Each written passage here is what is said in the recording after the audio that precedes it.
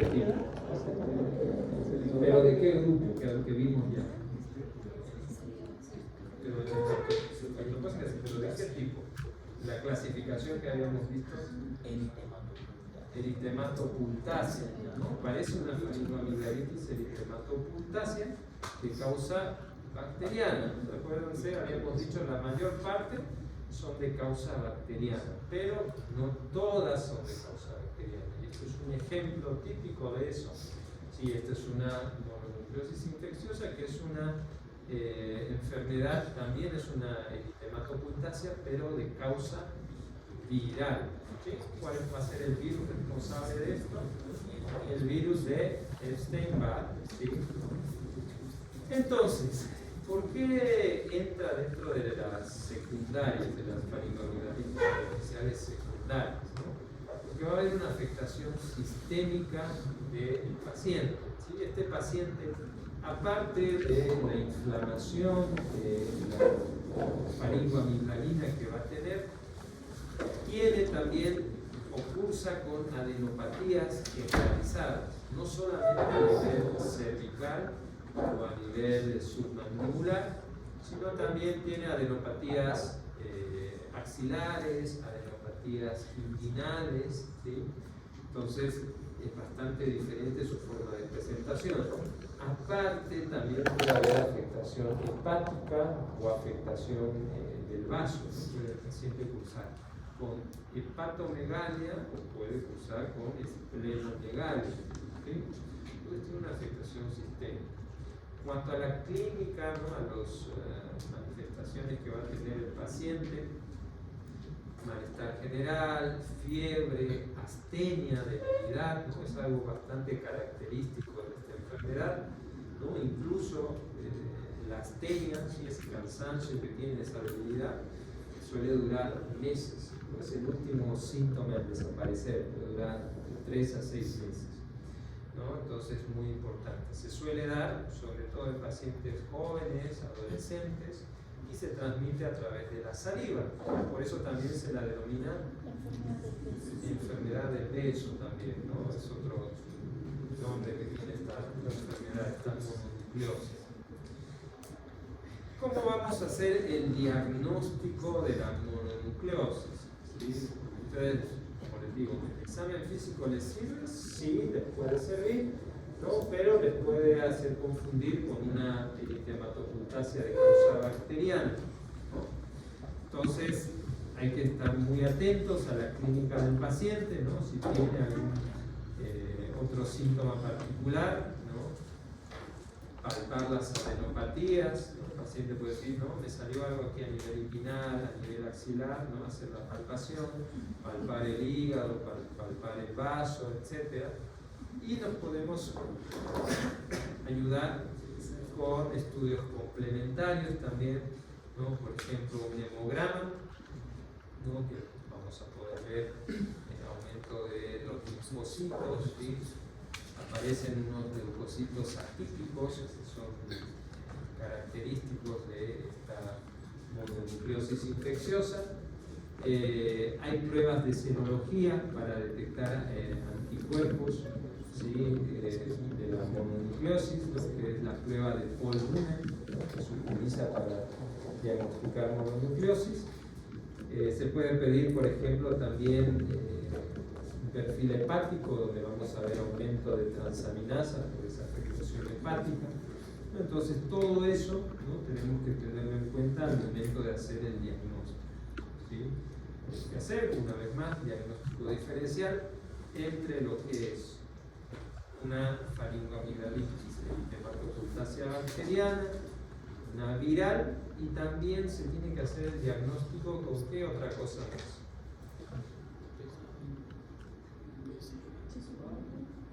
¿Con qué otra enfermedad más se tiene que hacer? ¿Qué? ¿No?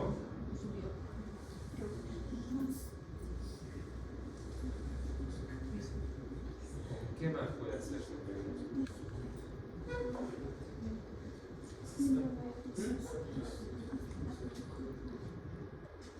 Con un linfoma de amígdalas también, ¿sí? Los linfomas linfomas sí, también pueden producir lesiones celulares, ¿no? Porque a veces esta mononucleosis infecciosa produce tal hipertrofia amigdalina que puede obstruir la vía aérea. Esa es una de las complicaciones de la enfermedad, que se hipertrofie tanto las amígdalas que obstruyan la vía aérea superior y el paciente pueda morir asfixiado. Entonces hay que hacer también un diagnóstico diferencial con el linfoma amigdalino. ¿Sí? Incluso hay estudios que relacionan la infección con el virus de Epstein-Barr con el desarrollo del linfoma más adelante, ¿no? Entonces también hay que tener en cuenta eso.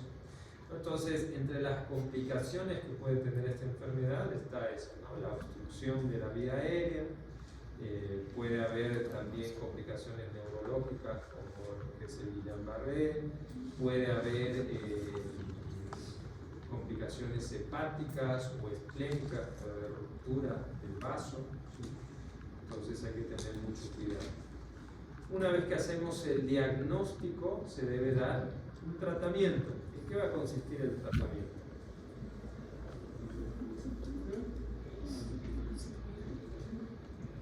Antibióticos no, hay que tener mucho cuidado. Hay que tener mucho cuidado con la administración de antibióticos en pacientes con mononucleosis. ¿Por qué? Porque hay pacientes, no todos, pero hay un porcentaje de pacientes que desarrollan una reacción especialmente a lo que son beta-lactámicos, por ejemplo la amoxicilina, cuando están cursando con un cuadro de mononucleosis, una reacción exantemática, ¿sí? Entonces hay que tener cuidado con la administración de antibióticos en pacientes con mononucleosis. La mononucleosis, algo también que no les dije, no solamente tiene como patógeno viral al virus de Epstein-Barr, también el citomegalovirus puede ocasionar una mononucleosis, ¿sí? Entonces eso también hay que considerar. Entonces, ¿cuál es el tratamiento de esto? Sintomático. Sintomático también, ¿no? Reposo, ¿sí? Principalmente el paciente tiene que hacer reposo para disminuir el riesgo de ruptura esplénica, ¿sí? Muy importante, ¿no? Analgésicos, antipiréticos, antiinflamatorios, etc. ¿Sí? Eso es muy importante. Como les había dicho, el último síntoma en desaparecer suele ser la astenia, ¿sí? Suele durar meses, ¿sí? En el paciente, entonces hay que tener en cuenta eso. Bien, entonces es importante que ustedes reconozcan, ¿no? Y diferencien entre cuadro viral y cuadro bacteriano, ¿sí? Ustedes van a ver cuando les toque hacer el internado, la faringitis o faringoamigdalitis es lo que más van a ver, ¿sí? En emergencia, ¿no? Van a ver cualquier cantidad de pacientes con este tipo de enfermedad, ¿sí? Entonces tienen que evaluar bien al paciente, ¿no? Y seguir el protocolo de manejo que corresponde, ¿no? A veces pasa que uno, sobre todo cuando recién empiezan, ceden ante la exigencia del paciente. El paciente les dice, me duele la garganta y ustedes le quieren dar un tratamiento sintomático porque sospechan que es de causa viral, ¿no? Por toda la clínica y lo que ven en el examen físico, y el paciente les dice, no, la vez pasada tuve algo igual y el otro doctor me dio un antibiótico y me dio tal cosa. Y a veces por la inexperiencia, por la falta de carácter, por el miedo o la presión del paciente, ustedes ceden, ¿no? Y le indican un antibiótico, ¿no? Y eso no debe ser así, ¿no? Ustedes saben, administrar o indicar antibióticos de forma indiscriminada puede llevar a la resistencia bacteriana, ¿sí? Entonces, ya más adelante a ese paciente ya no le va a servir la amoxicilina, tiene que pasar al siguiente paso, ¿no? Al siguiente, al siguiente, al siguiente. Entonces van eliminando opciones de tratamiento, ¿no? Para diferentes infecciones. Entonces ustedes tienen que tratar de explicarle al paciente, convencer al paciente de que su cuadro tiene indicación de antibiótico o no tiene indicación de antibiótico. ¿Sí? Eso es muy importante, ¿no? Ustedes es algo con lo que tienen que aprender a lidiar, ¿no? Parte de la medicina es eso también, la relación médico-paciente, ¿no? Van a ver que hay pacientes que son educados, son pacientes realmente, ¿no? Entienden lo que se les explica, Y hay otro tipo de pacientes que son más intolerantes, más agresivos, ¿no? Y a veces va a pasar, ¿no? Muchas veces he visto, incluso hasta en la residencia, médicos en la residencia, que los pacientes nos hacen llorar, ¿no?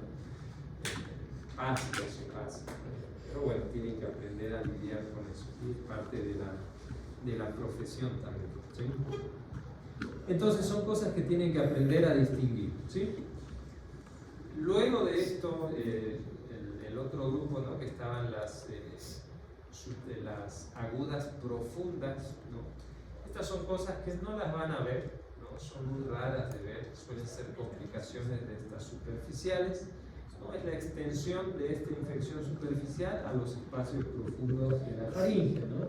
Que habíamos dicho, periamigdalino, laterofaringio y retrofaringio, ¿no? Y también está lo que es espacio submaxilar y submandibular, sublingual, perdón.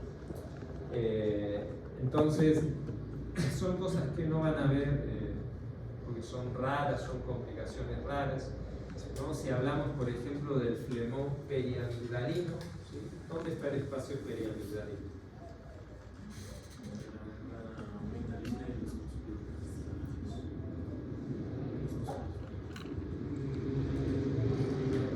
Más o menos, más específico.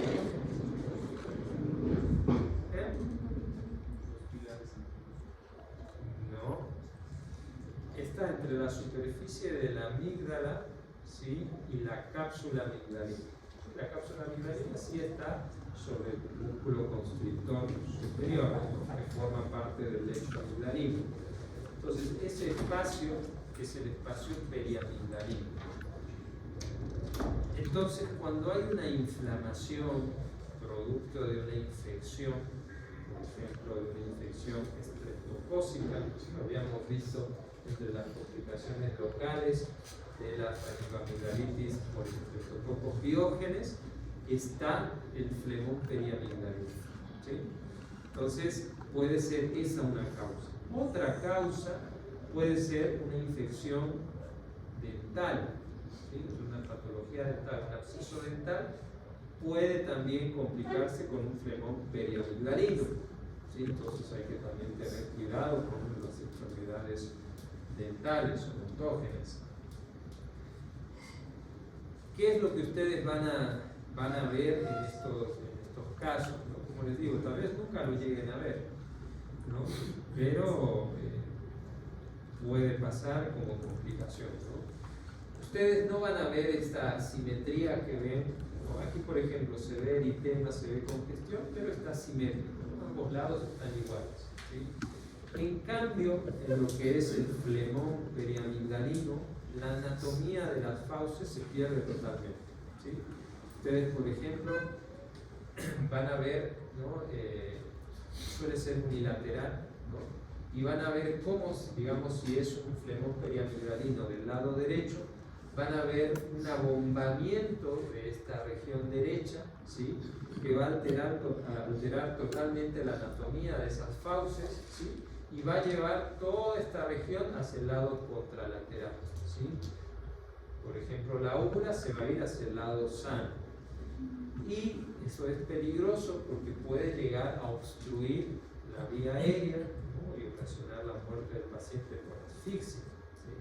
Entonces, estos pacientes suelen tener una odinodisfagia muy intensa, ¿sí? Mucho más intensa que una faringoamigdalitis común y corriente, ¿no? Incluso no pueden tomar líquidos, tragar alimentos, ¿sí? Les cuesta, pueden cursar con deshidratación, van a tener o pueden tener trismus, ¿sí? Por afectación de los músculos magnificadores, ¿no? Especialmente de los músculos pterygoideos, ¿no? Pueden presentar trismus, ¿no? Y ustedes le dicen al paciente o intentan que abra la boca para revisarle, ¿no? Y apenas puede abrir, ¿no? Porque tiene dolor.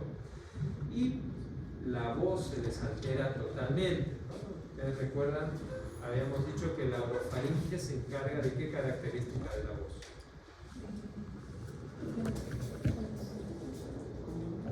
¿De qué característica se encarga la faringe en cuanto a